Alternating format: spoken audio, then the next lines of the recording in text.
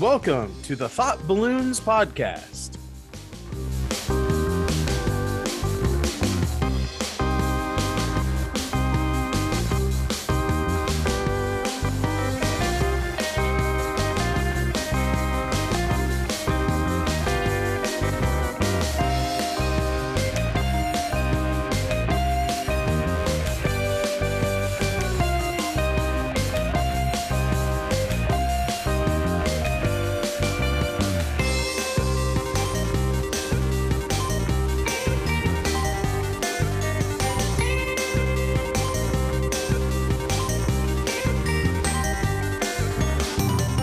I am your host, Jeff Folsham. With me today is a good friend I met earlier this year, creator of Spaceship Zero, and currently working on Ruination and a myriad of other projects. He keeps himself very busy. Welcome to the show, Toren Atkinson. Heyo! How are you doing, my friend? I'm well, thank you. Glad to be here. What a pleasure. So Coming to you through the tubes of the interweb. yeah, so I gotta say, I think I've mentioned this to you before, but it was quite a surprise and an honor when you reached out to me after seeing one of the YouTube videos of the artwork I was doing for the Spaceship Zero game that I ran on Twitch a few months back. Right. I've had that book for like a decade and I only just got a group together to play it, and it's been a thing that I've been like flipping through that book like probably like once or twice a year just to look at the artwork. The fact that it was like a percentile system was something that was like super intriguing to me, like you look at a lot of these other systems and they're either like a D20 system or like a 2D6 system. Like that seems to be like the majority thing. So when I saw this book back in Barnes and Noble, man, I want to say like 2012, 2013. Wow. So it had already been out for like 10 years before you found it in Barnes and Noble. So that's impressive on its own. And the reason I reached out is because, nobody cares about Spaceship Zero. So when I see someone on the internet who's like interested, I'm like, yes. Oh, isn't that exciting? Let me be a part of that. Well, I really like the atom punk kind of thing, right? Like that old retro futurism kind of vibe. And so when I saw Spaceship Zero just sitting in the gaming section alongside other RPGs, I think I got it. I think I bought that book and the DC Adventure game, which uses the Mutants and Masterminds, both published by Green Ronin. Right. So I think I got those at the same time. Yeah. And I just happened to see that book there, and I saw the cover and I was like, then I saw, it was like, yeah, how can I not get this? And then when I saw it was a D100 system, I was like, yeah, of course, definitely. Like, I was like, man, it was a good day. I'm a fan of DC more than Marvel. And then to have just to find randomly an old retro futuristic kind of sci-fi system, that was fun too. Kind of harkens back to like the Flash Gordons and Buck Rogers and totally slightly even, I guess, like the original series for Star Trek, which to this day is the only Star Trek I've ever seen. That's fine. I like all the Star Treks. Well, okay, that's not true, but I'm not gonna fight anyone about their Star Trek choices. I know it would make for a better podcast if we fought about Star Trek, but Spaceship Zero was an interesting thing because it came to us. So the background of my band, The Darkest of the Hillside Thickets, is that Warren, who is the other founding member and the guitarist in the band, we met in college and we played a lot of role-playing games. We played Call of Cthulhu, we played Dungeons and Dragons, we played my own superhero game that I made up called Power Enterprise. And so within like a year or two, we decided to make a band. And we released a bunch of CDs and cassettes and all that kind of stuff. And then after we released Cthulhu Strikes Back and Great Old Ones, we decided, what could we do that's something a little bit different? That's not like just here's a bunch of Lovecraft songs. And so we kind of came up with this as a band. We're all very creative in the band, and we kind of came up with the concept while we were, on tour and stuff like that. And then we approached. I had been working in the D&D and Call of Cthulhu illustration industry for a few years by that point. So I had a good relationship with the guys at Green Ronin, and I said, hey, do you want to publish this silly game that we're making? And they're like, we have been trying to branch out and do some, because they were like kind of on the tail end of third edition and all the D20, third party stuff. That was like, so the market was getting quite full, even though there was like two independent publishers who were like at the cream of the crop, I felt, and that was Monty Cook's Malhavoc Press and Green Ronin. And I had the fortune of working with both of them. But anyway, so they said, yes, we'll publish that because we want to branch out and do something different. And so it was published. We kind of, like, the band, Warren and I did most of the writing with like three other of our friends here in Vancouver, kind of shoring up what we were missing. And I did a lot of the illustrations, but I couldn't handle them all. So we freelanced some of that stuff out, and then it was published, and it won an Emmy award, and then nobody bought it except for you. Well, I'm glad that I did, because I quite enjoyed the system. I think in hindsight, I regret making the drama time thing a audience participation sort of deal, right? Because I think that would have been fun to play around with more. Honestly, I've never used drama time when I ran the game. that kind of like everyone has to speak in character and everything. Yeah. Like that. Yeah. I also think it would, like, I think it's both maybe easier and more difficult for various reasons to do it online, because like you have the chat box and stuff, and you like if I was like better at coding stuff, I could have made a dedicated character sheet for for Spaceship Zero on Roll20 itself, right? And then we would have been able to just be like hitting buttons and having rolls being made without actually needing to say anything. Right.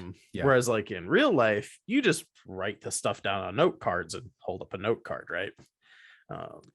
So it's not super difficult to do it. And gaming online it's like, whether you're doing it on a Twitch or a YouTube or just a podcast or whatever, it's even then it's like very different from just like role playing with your friends at home, because there's a whole nother level of performance, and there's an audience there, so it's a different vibe altogether than just like bullshitting around with your friends. And then you have to work out all the technical aspects of everything as well. Yeah, but I definitely like the concept of it. I think maybe doing well, I guess if you did like a pre-recorded podcast, it'd be really easy to do drama time. Yes, because you could just edit things to make it better. But I recently did a foray into the audio only, heavily edited actual play stuff, and I do not have the time in my life to do a project like that. Right. Yeah. My God. Like, I like to do it right. You have to record the play session. Yeah. So that's like what, 3 to 4 hours of your time. Yeah. and then you have to listen to it at least once Definitely. to kind of get like the vibe of the flow of the show, and then you have to listen to it again and take notes about what you're going to cut, and then maybe listen to it a few more times, as like for me, I wanted to cut out all of like the rules talk and all of like the discussion of what like we're gonna do, or Right. how like a rule worked or something like that, and then kind of replace all of that with dramatically read narration. Right. So man, Yeah, it was it's a like, lot of work. yeah, And when you have like multiple people as well, like because I have my own podcast, which is just me, so I can do everything at my own time, on my own speed, and I only have to worry about there's only one vocal track.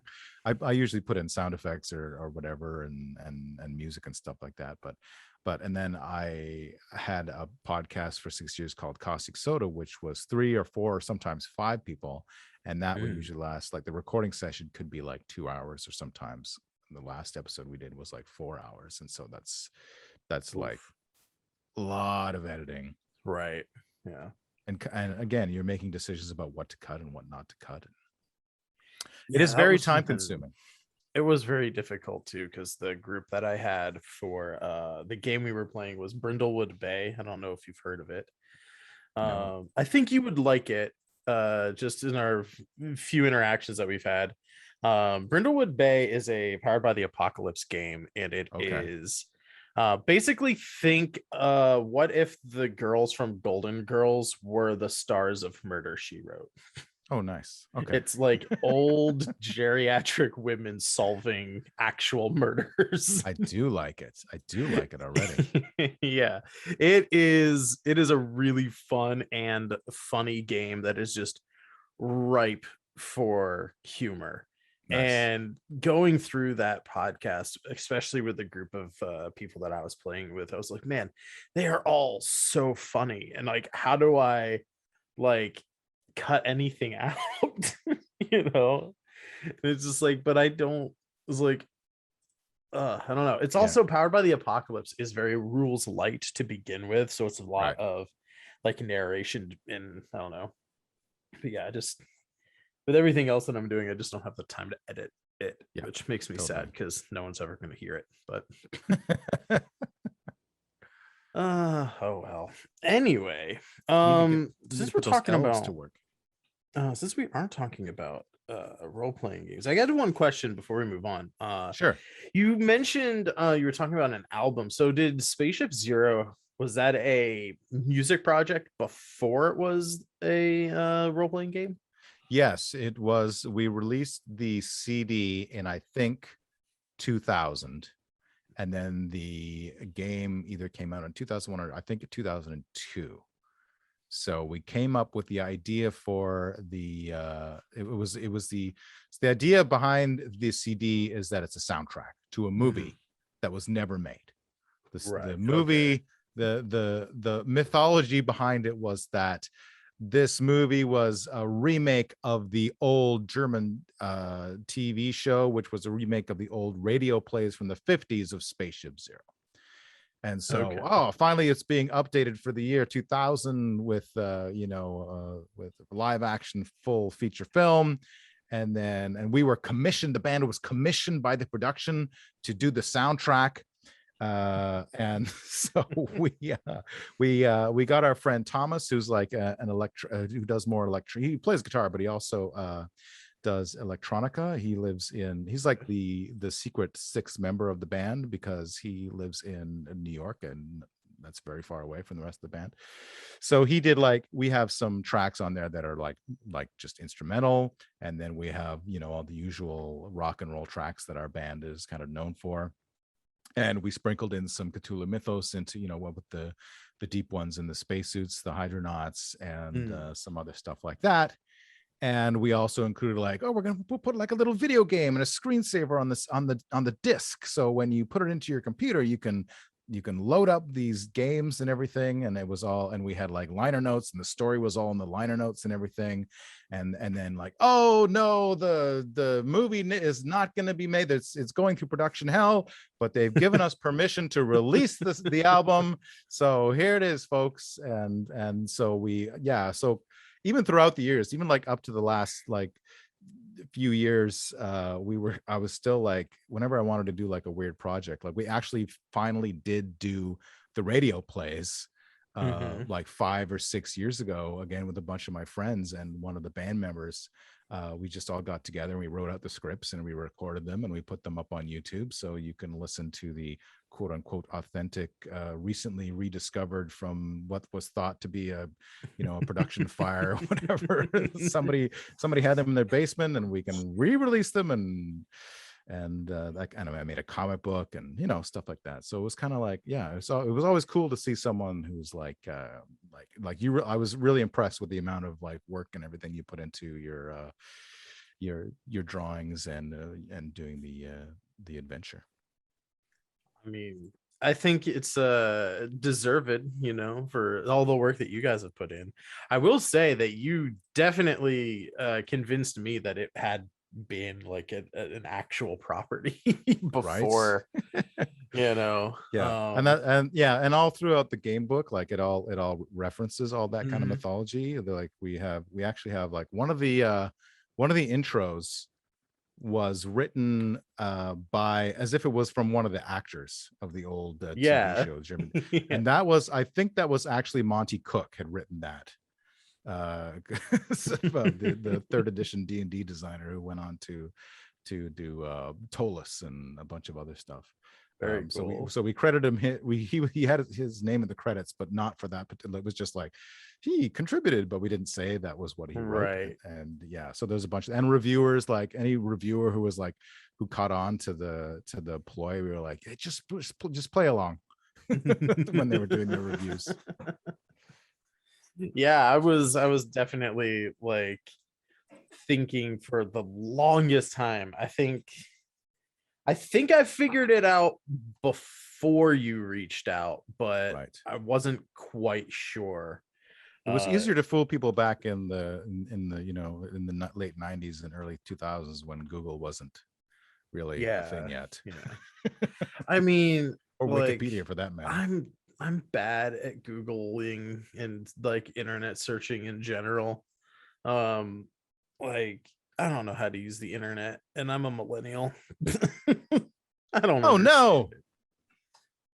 I say millennial, and I actually mean people born between 82 and 95. Not sure. I'm not gonna get on the rant, but it gets very frustrating when boomers blame millennials. All I know about millennials is they like avocado toast and they're killing everything. They're killing all of the tried and true industries. That's all I know about millennials. Yeah, no, that's about right. There's a website. I think there's a website that compiles all of the things that millennials are killing. And I have no remorse over any of it. Good. That's fine. No, you should kill them. You should kill everything. Just like Kylo Ren says, let them die. Yeah, it's Kylo Ren, the best Jedi. That's right. Oh man. Let the past die, kill it if you have to. That's his quote, as I recall. Yeah, let the past die and completely remake the first movie beat for beat. And then have a Deus Ex Machina right there at the end. Anyway, moving on. So you're making a new role-playing game called Ruin Nation. Yes, 2 words. Formerly Mutilator. Yes. Yes. So that was kind of a lark. That was about 10 years ago already. My God. I don't know if you've seen them, but there are 2 cartoons from the 90s called Mutilator, and they were created by Eric Fogel, and they would tour around the continent on Spike and Mike's Sick and Twisted Animation Festival. And it was basically like a loner in a wasteland with a robot arm, and it was like super gory, and it looks like it was made like by a ninth grade, like you draw things on your textbook. Yeah. And the hair is just like a bunch of scribbles and stuff like that, and everything's like Sounds very like the kind of level of heroic animation that I proportion. would do. Yeah, anyway, so I rediscovered those thanks to the internet, and I was like, oh yeah, I want a game in that setting. I want a game in that post-apocalyptic cyborg. And I'd always been a fan of like Gamma World and stuff like that, although I never really got into it. I never played it. My brother played it, but I never played it until much later. And I just got my friends together and kind of like, we'll use the Spaceship Zero rules. We'll make up like a critical hit table, what was called the mutilations table. And we really leaned into the ridiculous cartoony gore of it all. And as we played, we kept playing. Here's another idea for a campaign. Here, make some new characters. Here's some new mutations you can have. So it kind of evolved and evolved and evolved over the years. And I'm finally like putting all my notes together and hopefully getting around to publishing it sooner or later. I dig it.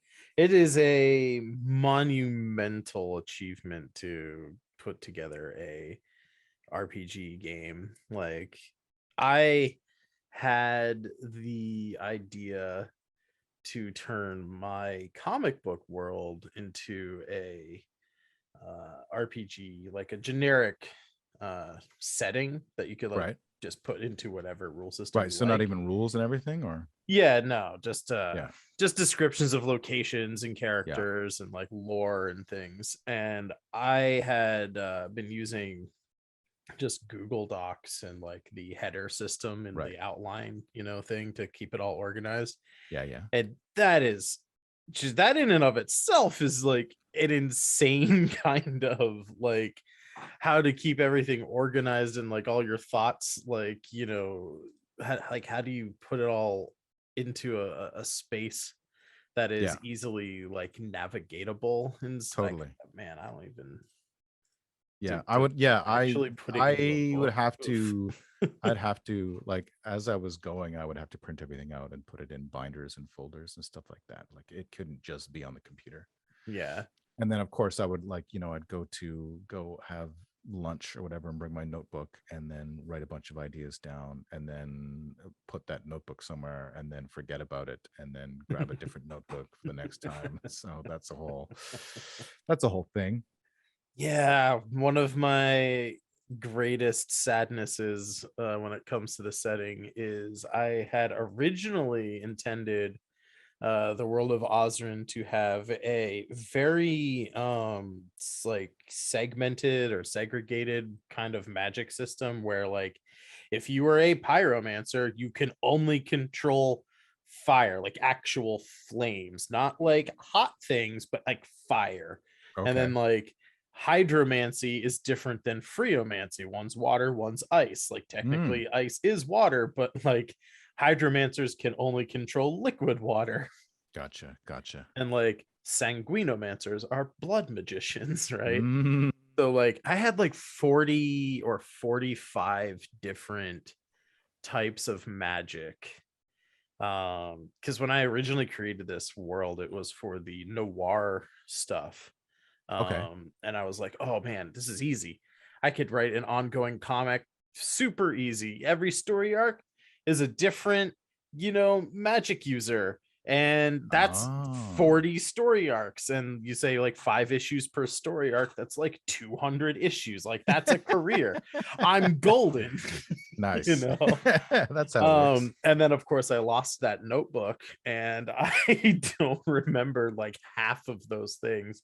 Oh i'm sure i no. could I'm sure I could remake that list, but I know it's somewhere. I didn't throw out that notebook. I just have no idea Yeah, where I it found is. also that momentum is huge. Like if you lose momentum, then a project can die fairly Hmm. easy. Like so, like, and a lot of the time, like for my podcast, Torrent's Guide to Everything, it's just me. And I find that, oh, a month has gone by and 2 months has gone by and I haven't done anything. Whereas if I'm doing something with like a partner or if I'm doing something for someone, like with Right. Ruination, I'm like, okay, I should finish this, and how I can motivate myself to do it is to play more. So like, let's gather 4 friends and do something. So yeah, it helps a lot if you can keep the ball rolling, if you keep yourself motivated and stuff like that. And sometimes it's a challenge.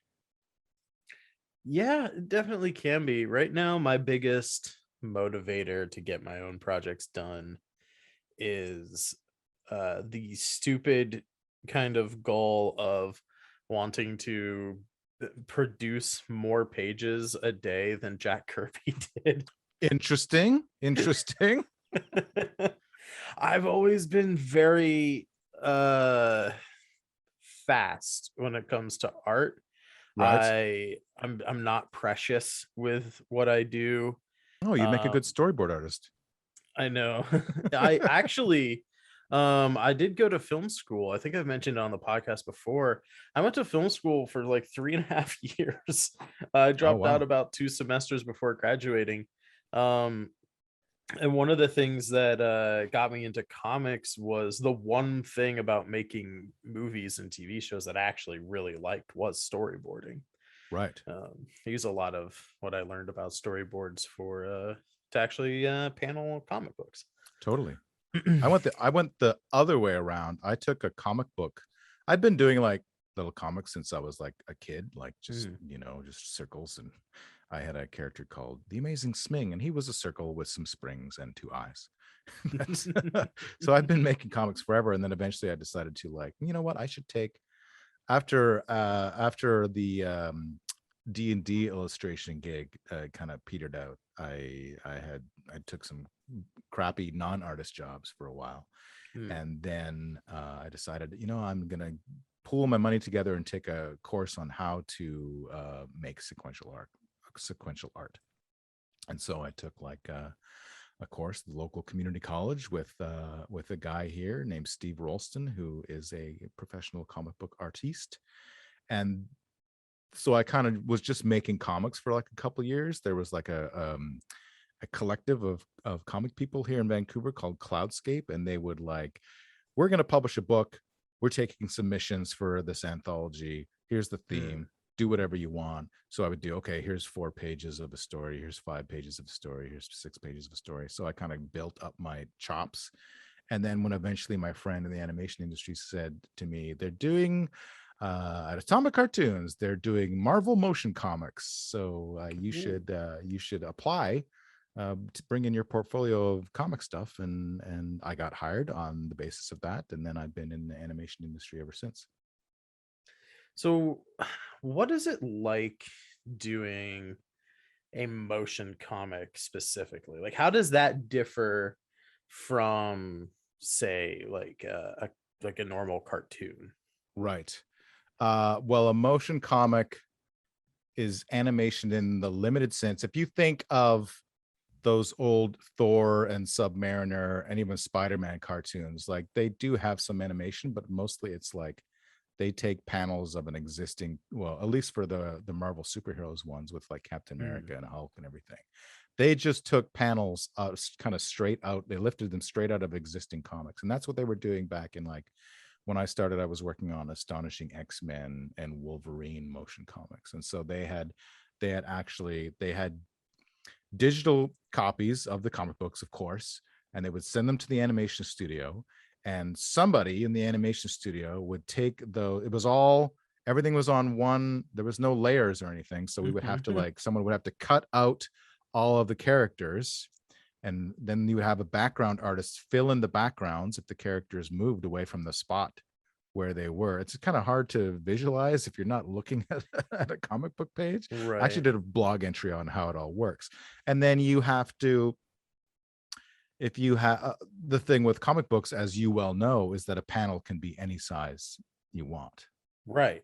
But if you want to translate that to animation or a motion comic that's going to be on TV, then every single frame has to be in the 3x4 format at the time. Or there's different formats now, and it's always changing every like 4 or 5 years. But anyway, so my job was to like finish the characters, and sometimes draw entirely new characters as well. So a lot of my job was like, in this panel, Wolverine's arm is out of frame, but we've got to stretch the panel out and make it bigger. So we need to finish Wolverine's arm. So you got to draw that arm.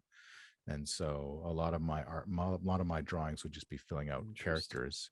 And then you've also got to, there's also another person who basically is making puppets out of these characters, like digital 2D puppets, so that, their arms can bend on the joints that you you want them to bend. And you have everything probably on a plane. You don't want their heads to turn and look at you, because that's like proper animation. So so you would do all that. Of course, you would have a director, you would have the voice actors who would make decisions on what scenes to cut, how to do something in a different way that's more, that's more cost effective, or when to cut and stuff like that. And then you also would have graphics and like 3D effects. So like you could do an explosion with like After Effects instead of like drawing an explosion and stuff like that, or just like speed lines and stuff like that. So it's interesting. Like you can, like, I remember watching an old Hellboy motion comic kind of a thing, and his style is very like graphic and very little needs to move in his. And then you've got something like the first thing I worked on was the Fantastic Four battling a giant monster. So the Human Torch is like flying all around and doing Mr. Fantastic stretchy powers in a motion comic. My God, that's just animation. Yeah, it's just actual animation. Yeah, Invisible One's easy. She just disappears. That's just an After Effects thing. But yeah, so that's the basics of it. So just a lot of sliding and rotating of assets as much as you can without actually having to change just, perspectives of blurring things whenever you can, and explosions. You always want to you always want to infer rather than show things, and sometimes the dialogue can help with that. Yeah, man, that's interesting. It's a lot. Like when I was contemplating like doing motion comics to pair with my actual print comics, I kind of like on an instinctual level, given like my familiarity with the just animation in general and like movies, I was just thinking like, I'm probably just gonna have to do a motion comic that lives as a motion comic, right?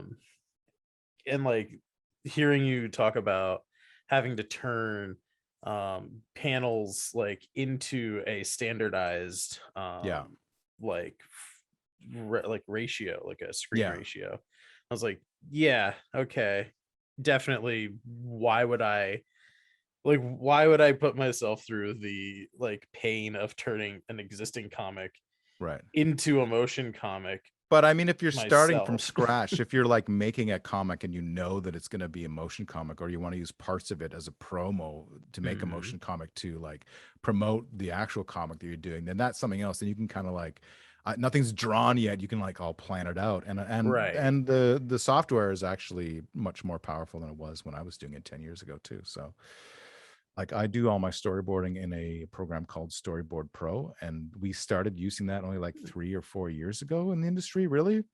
And at the time I hated it because it was I had to learn a lot more. I wasn't just drawing a panel and then drawing another panel. Now I was timing things out. Now I can add my own audio. Now I can actually move the layers around myself. So, but after a while, I came like, this is really powerful, and I have a lot of control, and I can illustrate what I want to illustrate much more effectively and much more interestingly. Yeah, I definitely. I'm glad on a certain level that the animation that I've done has been like in computer programs and not like on single cells and like, nobody does that anymore, unless you're like, this is going to be the artiest art of all that ever arted. Nobody does paper animation anymore. I got something to prove.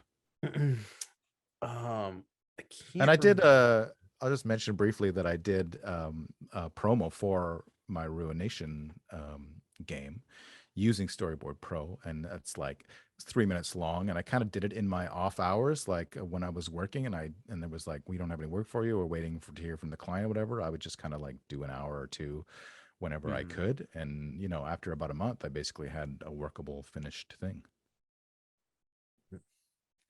I got to assume that your speed goes up over time when doing that stuff, because it took me like 40 hours of work to do a 3-second animation that I used as a bits alert on Twitch when people would donate, bits. Oh yeah.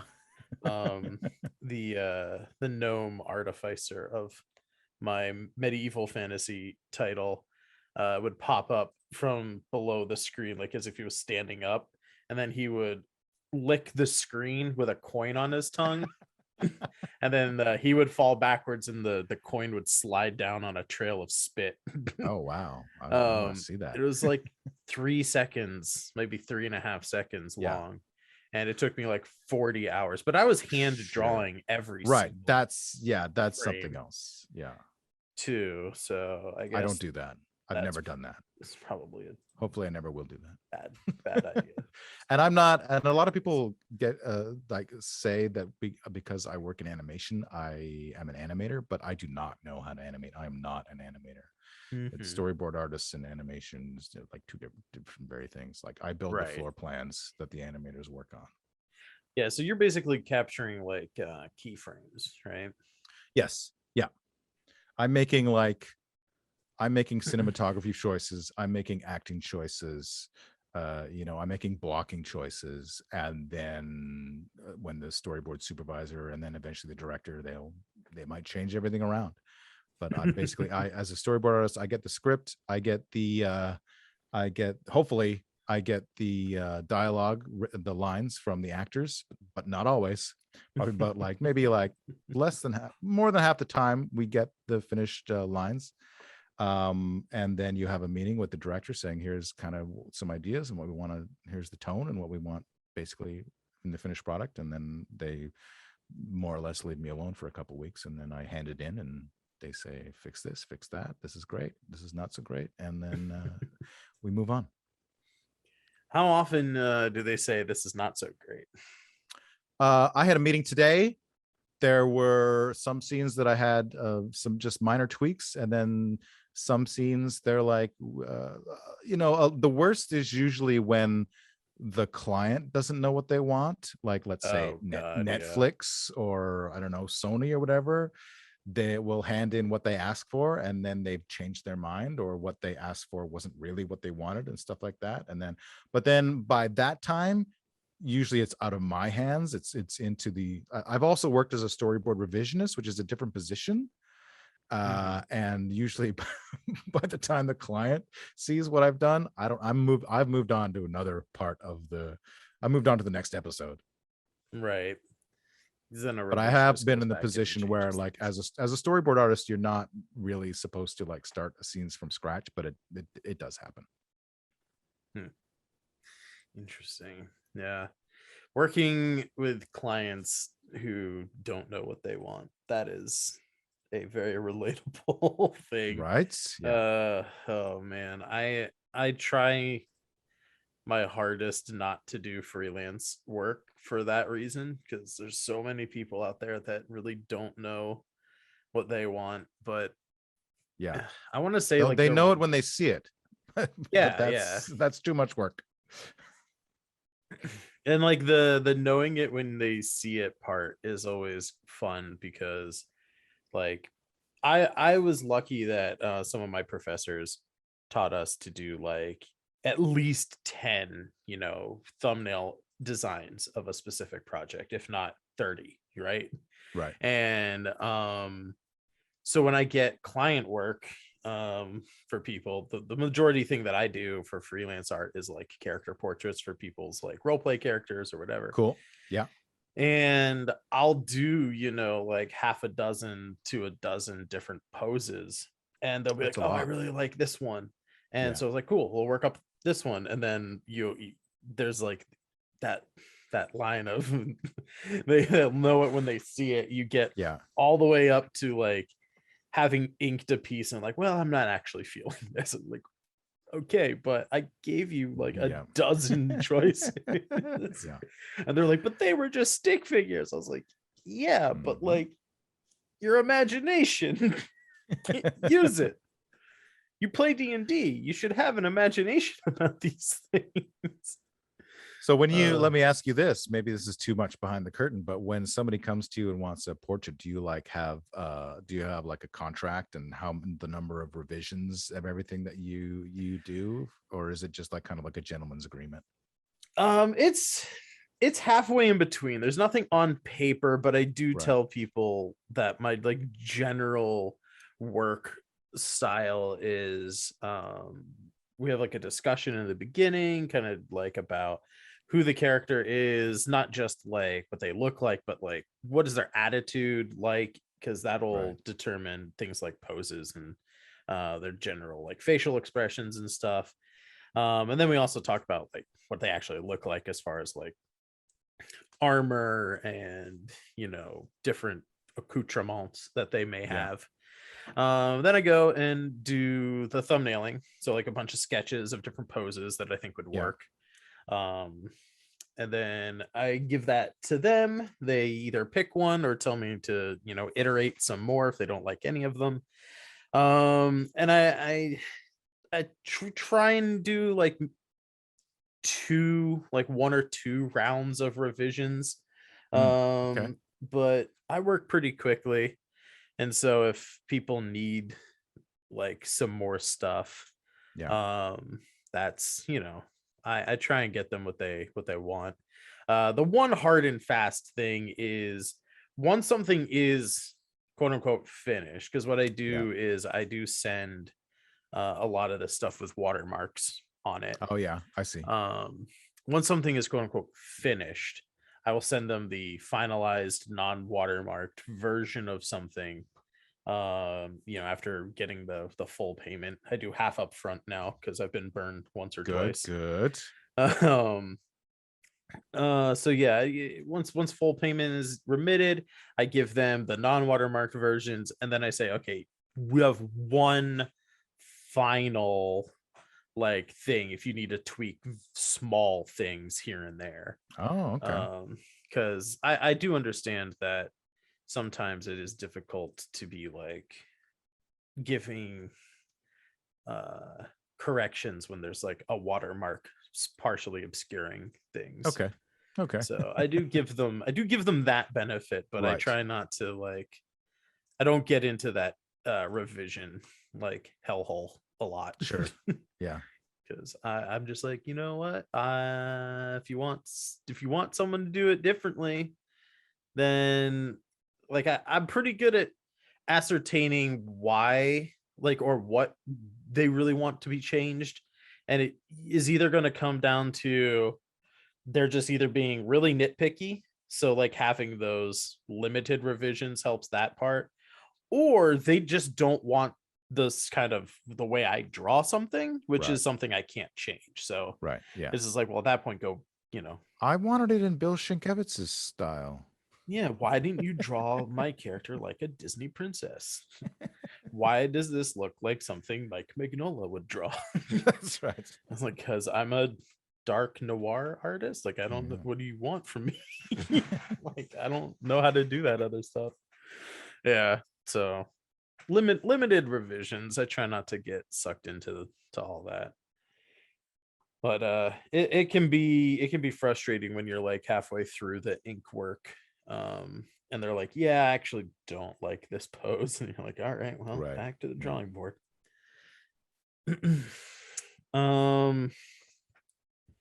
Yeah, that's interesting. So like, motion comics seems to be, well, I guess as far as like the storyboarding, that would be the same as normal animation, but like, I guess, yeah, on a certain level, what I was assuming about motion comics is true in that it's not like I wouldn't have to worry too much about animating stuff, and I'd be able to build like little puppets and things, which would make things go a lot faster. Honestly, I feel like a lot of the animation in the motion comics I've worked on is just like mouth flaps, mouth shapes, and the occasional blink. The occasional blink. Man, that sounds like a band name. The occasional blink. Yeah. I would be in that. But the trick is to just have all of your characters wearing scarves or masks, and then you don't have to worry about that either. True. I don't know why they gave any of the Transformers mouths, because they didn't need to have mouths. Like Soundwave and Optimus Prime, and like they all have just like, you know, those masky shapes over their mouths, which is like, that's the way to go. Why does Megatron have lips? That makes no sense. Hours and hours of unnecessary animation. Well, clearly they had to give Megatron lips because he's so smoochable. That's right. Just want to get That's what Starscream wanted all along. Oh man. But yeah, so like you said before we started recording here a few days ago, I guess for those who are listening to this podcast, I will say this is coming out at 6 a.m. on Friday, October 1st. Woo! You have anybody listening to this as it comes out on Friday, you have until midnight to support the Kickstarter for my fantasy Western comic, the Osrin West #1. Yeah. And as we close out our little discussion here that I've been doing on the podcast about crowdfunding, Toren, you said you have done some stuff on Indiegogo. I did. What did I do on it? We did a Caustic Soda podcast fundraiser for season 5 on Indiegogo. And then I did the band, The Darkest of the Hillside Thickets, most recent album, The Dukes of Al-Hazred, in 2017. Yeah. So and I hated it. You hated it. I hated it. It's so much work. It is a lot of stuff work. like that. It's like nobody understands until you do it. Like how like it's like it just consumes your every waking moment for those 4 weeks or 5 weeks or 2 months or however long you set it for. And then you're like, oh my God, we reached our goal. Now what do we do? It's like with our album, we're like, okay, well, we're gonna do 6 songs. We have 6 songs ready. If we get funding, let's set it at a goal that we know we're not gonna get. And then we'll say we'll do 4 more songs. Like the first day, bam, we get that amount. We're like, oh my God, now what are we gonna do? We have to say we're gonna do 4 more songs. So we're like racking our brains to keep like the momentum going on. Okay, you can be on the album. You can play cowbell on the album. You can do chanting noises on the album. We'll do. I actually did like 3 drawings. That was part of the campaign. Like we'll do 3 drawings of like you being eaten by a Cthulhu monster of your choice. I will draw that for you. So we were like constantly every like week, we've reached our target. We have to like at this point I was like, that's fine, we have enough money, I don't care. But Warren was like, no, we got to do something else. And so that was kind of like the way we kept rolling, and then you have to worry about all the paperwork and the taxes and the finances and everything. And then you have to, are we actually mailing stuff? Well, we got shirts to mail. How much the mail cost? That you have to figure that out. You basically need to have a full-time accountant when you're doing a Kickstarter. It's ridiculous. Yep. Yeah. So like I guess the question, so I guess you guys did it all just by the seat of your pants, right? Like kind of just throwing it all together. Well, we had a plan, but then yeah, it was like way more. It's always twice as much work that you think it's going to be, at least. You can try to plan for everything, but something's gonna happen. Right. Yeah. So like I've been pretty fortunate in that I took a course called the Comics Launch program. Oh, nice. And it is all about how to do like self-published kind of, not just comics, it's very comics focused, but like the strategies kind of work for crowdfunding in general, but very specifically Kickstarter, and within that thing, comics. And that's mostly for the like the examples that they give or certain metrics that you can use. So like one of the things that they give you access to in the course are like profit predictor kind of things. Oh, interesting. And that's like a little math equation that you do where you add like things together, like what your audience reach is across like the followers you have or like the people on your email list. Yeah. And then then they take the average kind of backer amounts from Kickstarter and comics specifically. So like that number, that like average backer amount would be different if you weren't doing a comic book, but all of the other strategies would apply to like almost anything, as far as like the kind of information that you should be putting in your page and things like that. It was a nice little spreadsheet that they give you that helps you keep track of things like shipping costs and all that. And if you can, to like weigh something of an equivalent size to like your rewards and like figure out how much things are going to be to ship and all that. And time as well. Time is the other factor. You have to be realistic about when people can expect their deliveries and stuff like that. So for that, I just I took whatever I thought was appropriate and then doubled it. That sounds right. Like I was gonna say at least add 30%, but doubling it sounds like an even better idea. So right now, for my comics, if you look at it, it's like projected delivery date is like April.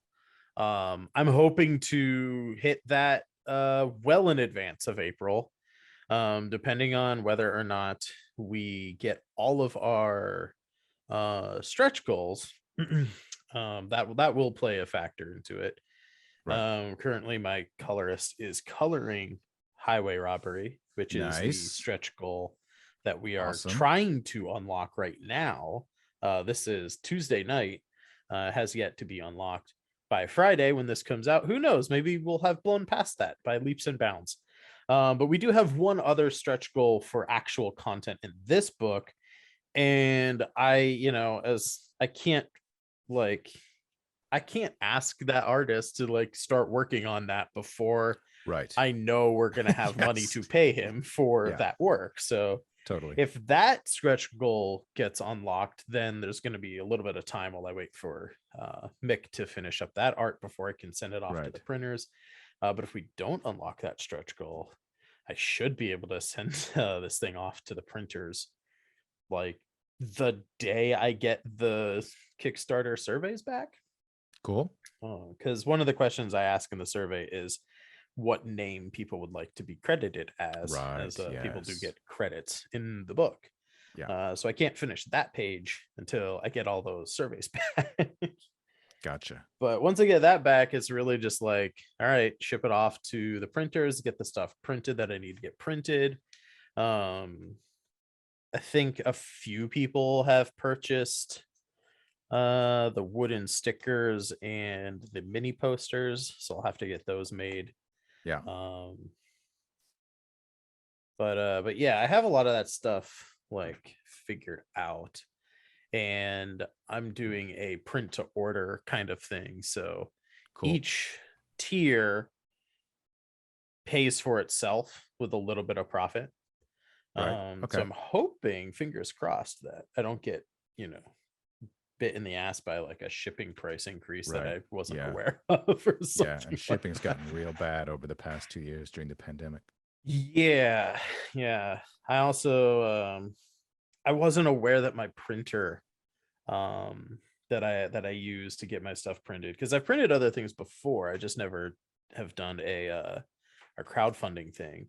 Right. And the printer that I like to work with, I didn't know that they did crowdfunding fulfillment. I could have had them just mail everything Oh. out. But I had already calculated my like shipping prices, and I had already like hit launch on the campaign before I found out that they actually did that stuff. And so I'm gonna have to be shipping this out all myself, but Oh no. the next one, Yeah. Yeah. definitely gonna have them do it.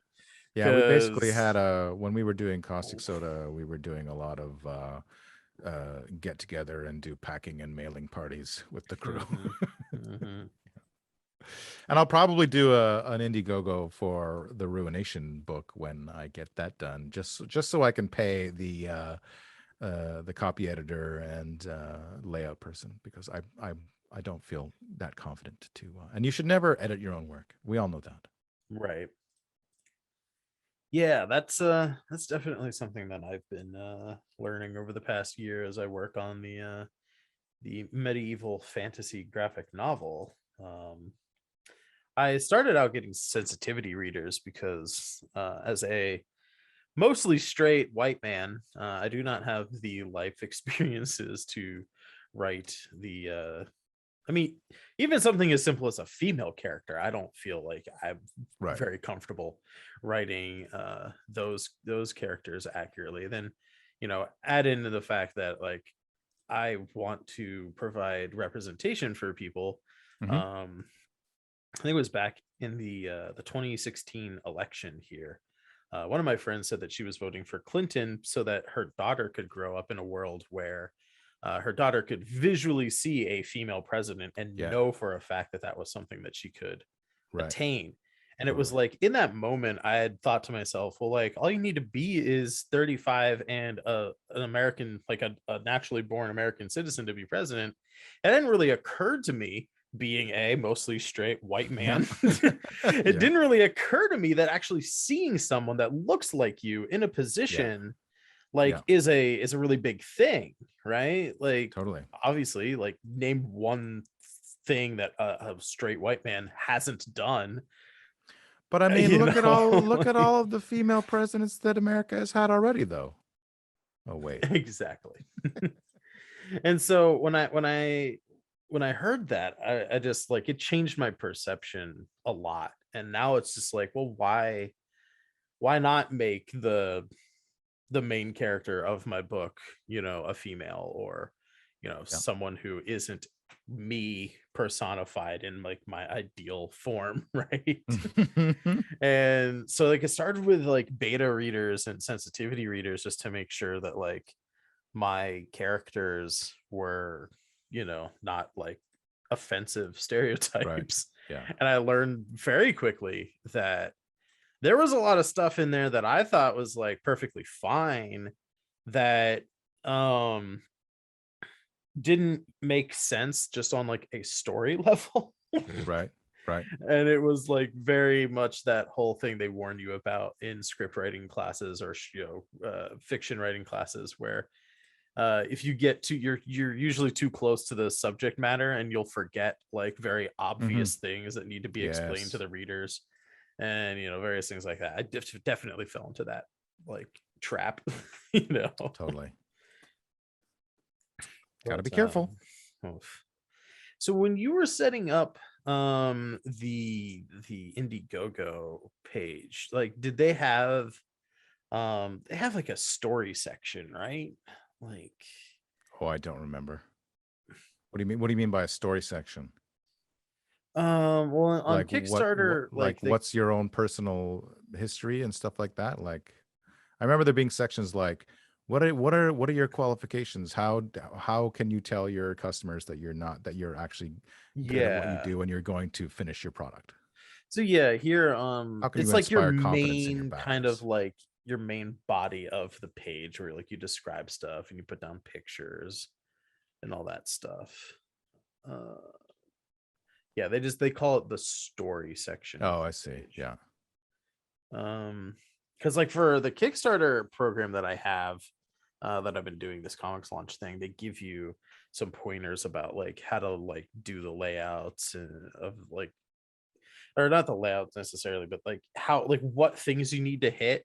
So it's Right. like Yeah. give them a like generous free preview. Like don't just put like 1 or 2 pages of your comic book down, put like maybe half a dozen pages or Yeah. more, Yeah. or like, do like a section about the creators and like who are the people working on the book and Mhm. different things like that. So Yeah. like, did you do that kind of stuff or I think we did. Like by the time that we did our Kickstarters, both as a podcast and as a band, we had a long history. We had at least 4 years behind us of making stuff. So we had a big fan base that we could rely on, I felt, and it worked out really well for us, because we were never worried. Like our worries was that it wasn't going to get funded. Our worry was that, are we going to be able to do all the stuff that we said we were going to do? Nice. Yeah, that's always a nice kind of thing, right? Is to be It able is to nice. Yeah. kind of be able to take that sigh of relief of like, I'm not worried about the actual getting funded part of it. Like that was the thing that I was very anxious about. Right. We ended up getting funded on like day 3 of the campaign or something like that, Yeah. or maybe day 4. But And then there's that huge slump in the middle where you're just like, right. you don't know what's going to happen, and you start to worry. Yeah, my anxiety quickly shifted from the will we get funded to the just how much of this book are we actually going to be producing. Yeah. Something that I think is going to not affect me on the next campaign. I'm going to be kickstarting this noir book probably early next year, and it is just the book. I may even do something called a quick starter, which is like, it's very short. Oh, I see. It's like, yeah, it's like a 2-week campaign or Okay. something, and it's Cool. very like no frills, kind of like, here's Yeah. the product, Yeah. buy it or don't. I Yeah. guess Take it is or kinda leave like, it. Yeah. Yeah. That's kind of like after doing the past Kickstarters, like what if and when I do my Ruination one, it's going to be like, this is the book. You can buy it yeah. or you can don't buy it. I'm probably going to make it either way. Do you Right, want to right. do you want to contribute? Do you want to, do you want early access or whatever, right? So Yeah, because no, yeah. if you got like 20 things going on at the same time, it's just too much. Right. It really is. And I'm also just not, and maybe it's just like lack of confidence or something. Maybe I'm actually a lot better at it than I think I am, but like I just feel on a very deep level that I'm not good at coming up with ideas for things like stickers and pins and all of that Mm, extra stuff. yeah. Like I have a very difficult time enjoying the designs that I come up with for that kind of stuff. Oh. Well, it's also a And question of like you have to manage, are these things that people are interested in, or are you just making more work for yourself for no right, reason? right. That's And if they are actually something that another, people are interested in, then great. yeah, that is something that I did ask, or will be asking on the uh backer survey for this, is like, is there anything else that you would want to see? Like, would you want a pin or a sticker or a shirt or Yeah. something, Yeah. because right now I think it's just it was the comics. I had 2 variant covers. One was a Kickstarter exclusive, one will be available for print on demand after the campaign is over. And then one is a blank heavier cardstock cover for sketches, so a sketch cover. And that comes with the guarantee that if you come find me somewhere in real Mm. life, I will I'm in one of draw. these boxes. Find me. Yeah. I'm hiding in a box at a Comic Con. And if you find me I with will this comic, draw. I will draw a picture on this comic book cover for you. Um And then I think it was just like the mini posters of the two cover images. That was really all I Cool. was doing physical wise. And then I was offering people like, I'll draw your face on a character in the next issue, Oh, nice. and character stuff as well, like character commissions. And then really crazy stuff like, I will draw pages for you if you have your own comic. No one has bought those tiers yet. Well, maybe you'll end up being thankful for that. Maybe. I like doing pages. I'm not, I'm like, when it comes to doing comics and stuff, like, I really like until puzzling they together come to the you and they're pages. like, I got a comic book about a guy who murders a bunch of people in a school and stuff like that. And you're like, I'm like, oh no, I it's too real, man. I don't want to draw your comic book page. I'm sorry. Yeah, I did. I think those tiers are worded in a way that's like, I'll help kind of like edit and like write it with you, because I think a lot of people who like haven't ever done something like that before or aren't familiar with comic books, like, I see a lot of sample scripts that float around, and it's like, panel 1, Gary brushes his teeth and takes a shower and puts on his pants, and you're like, no, you can't do that in panel 1. It's impossible. Yeah. You can't show all of that in Yep. one panel. Yep. And so things like, beginner writers who might not fully grasp like the action economy of like, can't really draw more than one thing in a panel. Or they have, here's 6 monologues on this page that you have to fit all these words somehow around the artwork. That's something I've actually been struggling with myself on this current project. I've the Noir comic is based off of the movie Dead on Arrival, or DOA. It's 1949. Due to a clerical error, they never renewed the copyright, so it is now a public domain film. Interesting. Yeah. So it's a public domain film, and I've turned it into a fantasy noir version of the story. And I've been taking mostly just the dialogue from the movie, but being that it's a 1949 noir film, everyone's very talky. Everyone is very talkative, and there are some pages where I was like, yeah, this will fit, and it's like word balloons from top to bottom of a panel, with like characters squeezed in on either sides, and like, I might need the side of the word balloon. We're gonna have to edit. We're gonna have to edit down some of these monologues. There's just a lot of words. But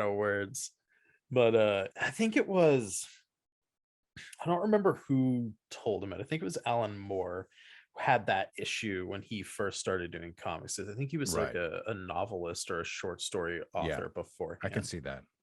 And they told him something like, no more than 20 words per balloon and no more than like 200 words a page. Right. And after that, he like exploded in the comic book world by being like one of the best authors of all times. Right. Because like, he was really good at telling stories, but he was always cramming way too much on a page and not letting the art like kind of breathe. These are important considerations. They are very important considerations indeed. Yeah, I don't know. You said you've done some comic book work as well. I think, and I know I've read the Spaceship Zero companion comics. So that was actually other comic work? I did a my biggest one was a story called, oh god, I'm blanking on it. It's just on the shelf. Hang on. Don't go away. I'm right here. Go away.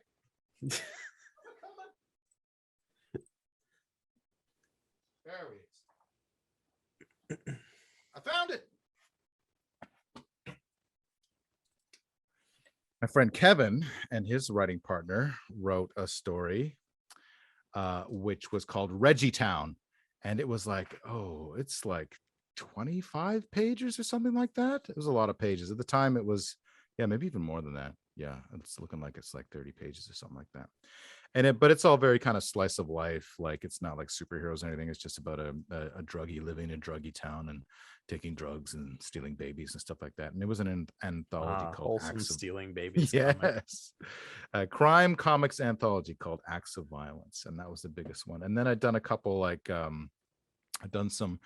I have a world I call the World Wildlife Federation of Justice, which is like anthropomorphic, like Captain Carrot and his amazing zoo crew and Spider Ham, kind of like the superhero funny animals. And I've done 3, the one being a single page, one being 4 pages, and another one being like 6 or 7 pages. And that's pretty much the extent of my professional comics. And then I went straight into the animation world, and I haven't really done a comic since then. Have I? No, I haven't. But maybe I'll do some for Ruination. You know how in like the Monster Manual Player Handbook, there's every once in a while they'd have like a little comic at the bottom of the page, like 1 or 2 panels. Yeah, maybe I'll do that to illustrate a skill check or something. So when it comes to comics versus animation, do you prefer one over the other? Do you mean, what do you mean? Like when drawing and doing the actual work, right. like creating them, do you prefer doing the animation, or would you want to go back to comics? Because I know for me, I much prefer comics because they are so much less work than animating anything. Well, again, I'm not an animator. I'm just a storyboard guy. So I would say, I don't know. They're kind of, that's a good question, actually. Like, when I don't have to do something, I'm usually just drawing a drawing. I'm not really doing comics or not doing sequential art at all. If I just want to like draw something for fun, right? I usually like I don't sit down for like 8 hours a day and draw for myself these days. Mostly I'm doing writing and Ruination stuff. Yeah, I find it very difficult to be satisfied when I only do like a single illustration. Like, and I know it's probably just imposter syndrome or being too hypercritical of my own artwork, but it's like no matter how dynamic a pose I draw a character in, I am never satisfied with it. I'm just not. It's like it's never enough action in one single image. I see. But the weird thing about it is I could do that exact same picture, but have it be like a splash page in a comic with, paneled pages before and after it. Right. And then I'd be like, yeah, that's a cool picture because it's like a part of a bigger whole. Yeah. Okay. Yeah. I don't know. There's something coming about from the background of illustration, like I don't like it was quite a learning curve going from just like spot illustration to sequential art. Like there was a lot to learn there, as I'm sure you know. But and then there's another step to go from like actual like comics where you have certain rules and film a storyboard where you have some of the same rules but also new and different rules. But yeah, I feel like I can be happy with a single drawing because sometimes I just want to go to sleep. What's that? And I have to be happy with it. What is sleep? Although, as we were saying before the podcast got started, I'm not allowed to drink caffeine anymore. So maybe you'll find out what sleep is. Right? I'll be sleeping for like 85 hours a day. That's mathematically impossible, but I'm sure I'll do it. I'll figure out a way. I slept until 6 p.m. today. It's bad. It's bad. I just couldn't wake up. I wasn't allowed Maybe to have caffeine. Your body's trying to tell you something. I don't know what it is, but Yeah, just hibernate.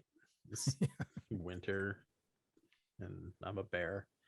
I'm gonna go shove twigs and berries up my butthole and sleep for the next 3 months. Potpourri. Apparently, bears do that. They put things up their butthole. Yeah, so they don't poop when they're sleeping, when they're hibernating. I feel like is there manual dexterity, or do they just like make a big pile of stuff and then back into it? Well, I can't envision a bear with its claws like, I'm gonna put here 1 berry, 2 berries. Like, I think they do. Maybe. All right, I'm gonna look into that. Maybe that's your next comic. Maybe that's my next comic. Maybe that's a Toren's Guide to Everything. Yeah, actually, I think he just found out the topic for my next podcast.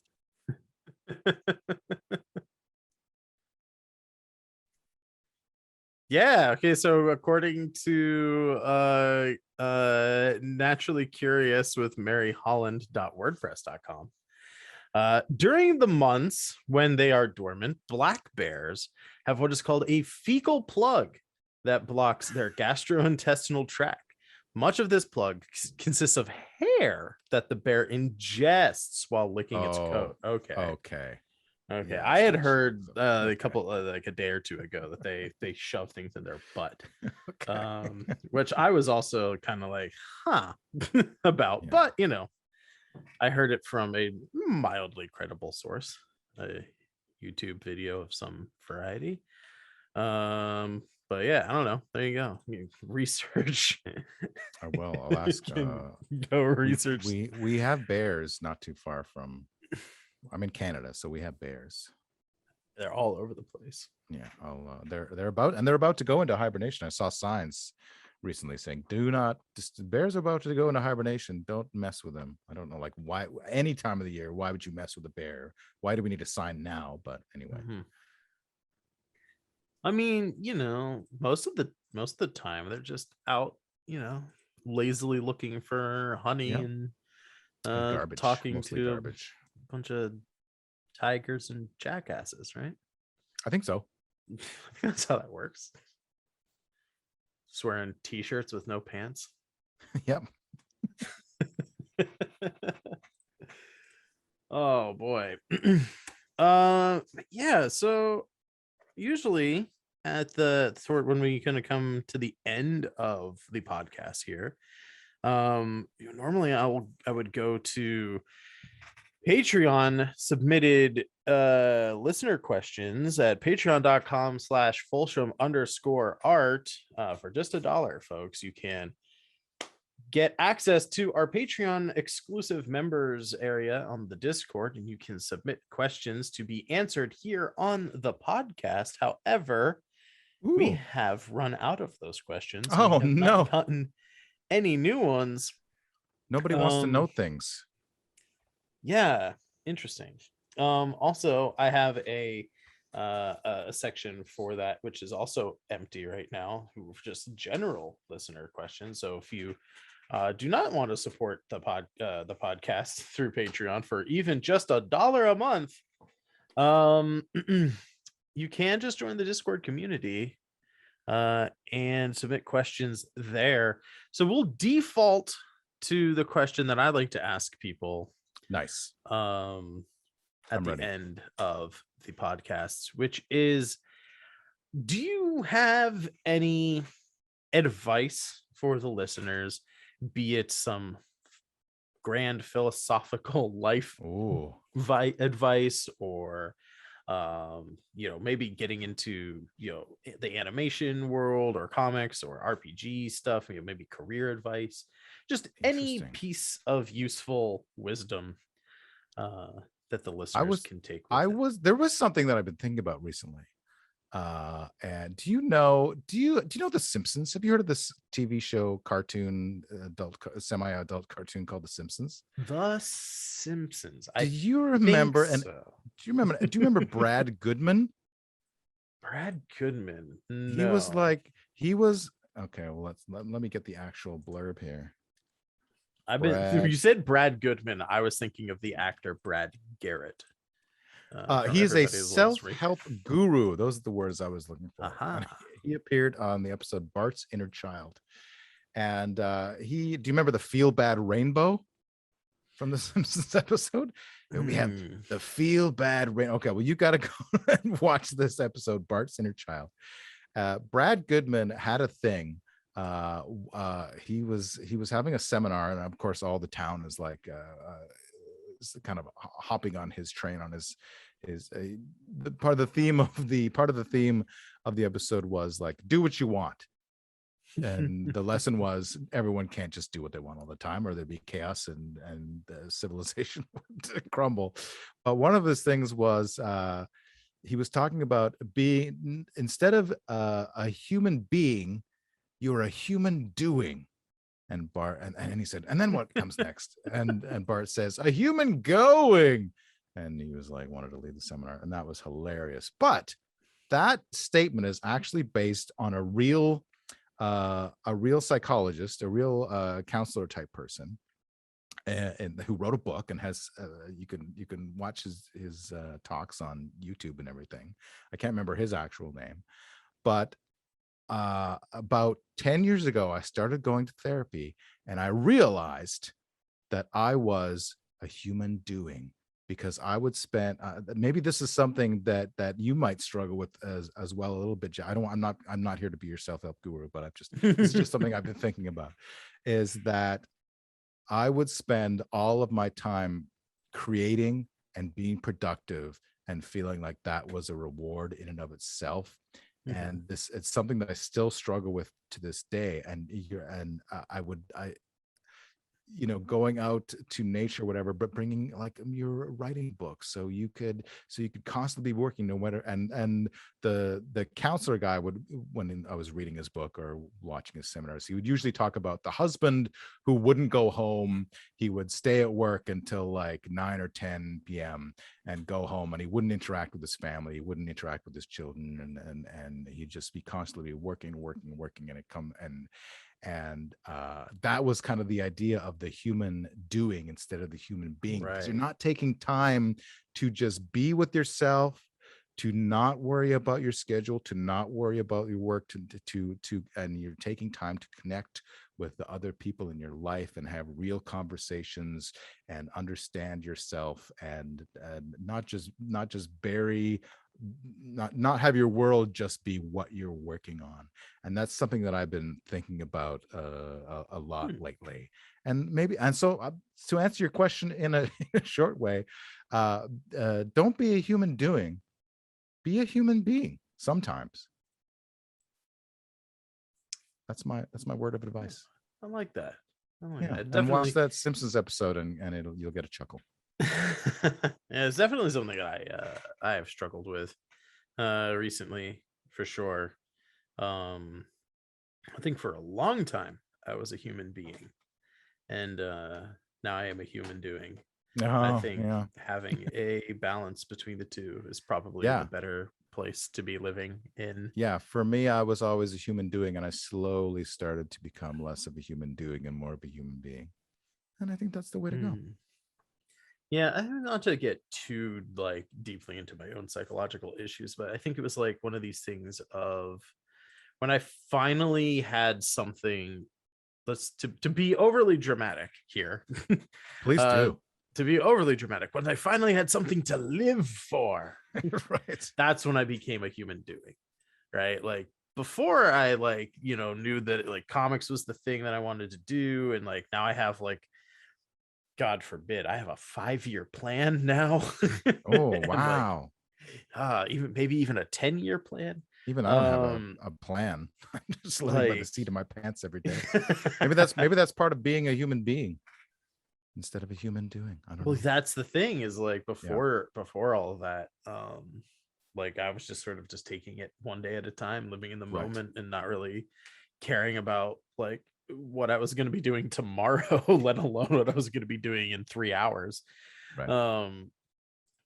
But yeah, now that like I've been doing the comics and all that stuff, like I'm like, we're finishing up this Kickstarter. Yeah. I'm working on the next project already. And Jeff, take I'm some time for planning the yourself. project after that. Yeah. Trying to like get these things to a place where they can be self-supporting. But Right. It is difficult to make a living off of art, but it's very important. Oh, somebody's buzzing me. I think our dinner's here.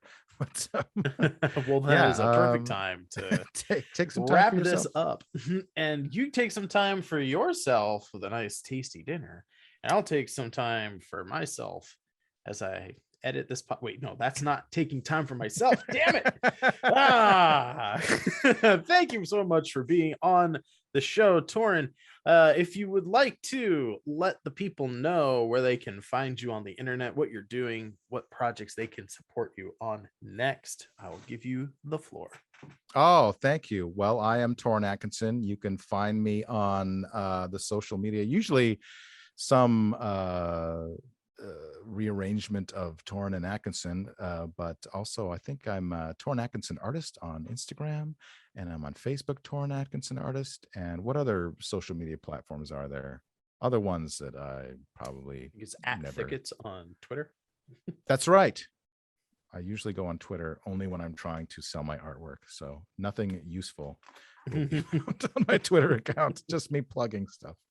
But yeah, no, I was happy to be a part of this podcast. Yeah, thank you for being here, and everybody else listening to this. Like I said, if you're listening to this on Friday, October 1st, as it is being released today at midnight, the Kickstarter is ending, so you might still have a few minutes left to support kickstarter.com/project/Folsham/art/Osrin West. There will be a link somewhere for it. Yeah, go support the campaign, get a cool Western fantasy anthology comic, and look at some of those updates. I just on Monday posted an update with some cover options for the Noir comic that I've mentioned a few times this podcast. But thank you all for listening. I've been Jeff Folsham. He's been Toren Atkinson. We'll catch you next time on Thought Balloons.